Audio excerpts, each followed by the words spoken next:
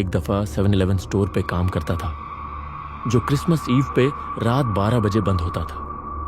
एक साल मुझे उस रात क्लोजिंग शिफ्ट मिली।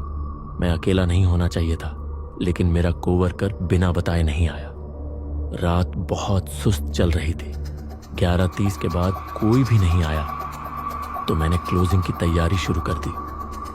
सब कुछ लगभग हो चुका था, सिर्फ रजिस्टर काउंट करना बाकी था। जब मैं रजिस्टर खोलने वाला था, तो मुझे बाहर से एक हल्की सी आवाज सुनाई दी। यह आवाज जिंगल बेल्स जैसी थी।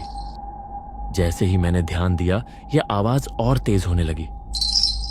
मैंने बाहर देखा तो एक आदमी सांता क्लॉज के लिबास में सीधा स्टोर की तरफ आ रहा था। उसके हाथ में एक लेदर स्ट्रैप था जिसमें बेल्स लगी थी, और वह उसे हिलाता हुआ चल रहा था। सबसे अजीब बात यह थी कि वह मुझे सीधा घूर रहा था। वह दरवाजे के बिल्कुल पास आ गया, लेकिन अंदर नहीं आया।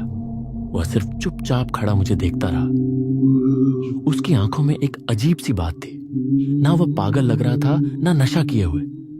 बस उसकी आंखें अजीब तरीके से खाली भी लग रही थी और खुश भी।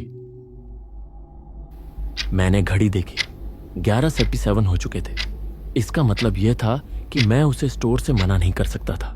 दिल नहीं चाह रहा था, लेकिन मैंने उसे अंदर आने दिया। वह दरवाजा खोल के एक कदम अंदर आया, फ्लोर मैट पे पैर रखा और मुझे घूरते हुए एक अजीब सी आवाज निकाली।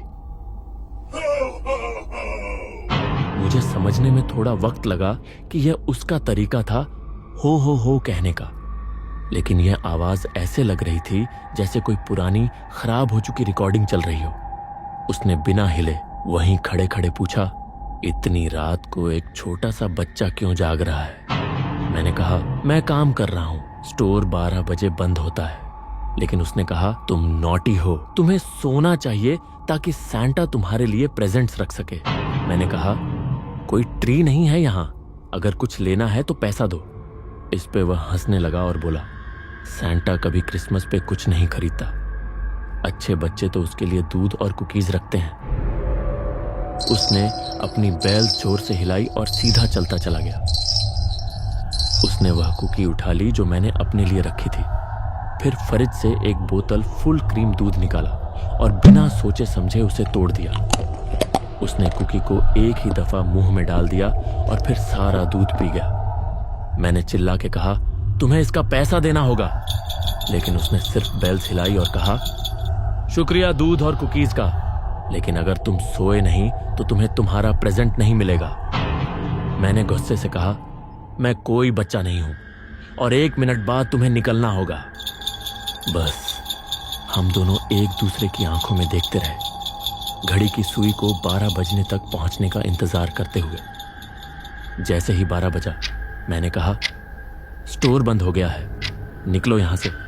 लेकिन बिना किसी रुकावट के उसने जिंगल बेल्स जोर से हिलानी शुरू कर दी और पूरी ताकत से चिल्लाया, Merry Christmas! मुझे बहुत गुस्सा आया, तो मैंने सीधा उसके सामने जाकर कहा, दरवाजा वहां है, निकल जाओ। लेकिन उसने मुझे एक छोटे बच्चे की तरह देखा और कहा, मुझे तुम पे फख्र है कि तुम सांता को देखने के लिए जाग रहे हो, लेकिन अब सोना जरूरी है, वरना तुम नॉटी लिस्ट पे चले जाओगे। अब मुझे बहुत गुस्सा आ गया। मैंने चिल्लाकर कहा, गेट द हेल आउट। इस दफा उसने अपनी बेल्स 2 हाथों से पकड़ी और मेरी तरफ बढ़ाया। मैं धीरे धीरे पीछे हटने लगा। जब तक मैं काउंटर तक नहीं पहुंचा, वह मेरे बिल्कुल करीब आ चुका था। मैंने कहा, ठीक है, तुम्हें पैसा नहीं देना पड़ेगा, बस चले जाओ। लेकिन उसने बिना कुछ बोले कहा, अब देर हो चुकी है, तुम नॉटी लिस्ट पे आ चुके हो। और फिर उसने मुझे धक्का दिया, नीचे गिराया और अपनी लेदर की जिंगल बेल्स को मेरे गले के इर्द गिर्द लपेट दिया। उसने अपना सारा वजन उस पर डाल दिया और जोर से दबा दिया। मैं हाथ पैर मार रहा था, उसे धकेलने की कोशिश कर रहा था, लेकिन वह बहुत ताकतवर था।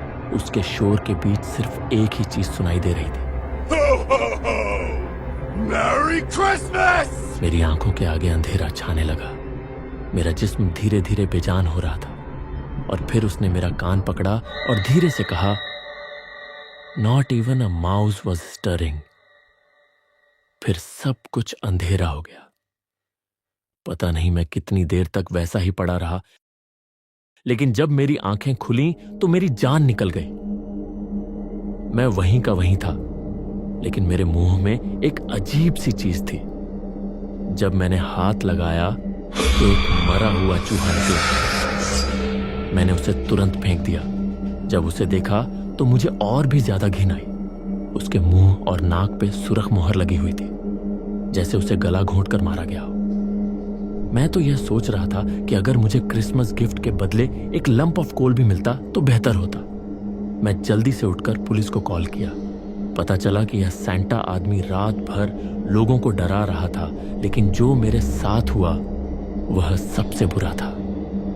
आज तक मुझे नहीं पता कि उसे कभी पकड़ा गया या नहीं, लेकिन हर क्रिसमस ईव पे मुझे एक अजीब सी आवाज सुनाई देती है, जिंगल बेल्स की, और मुझे लगता है वह अब भी कहीं बाहर है। Merry Christmas!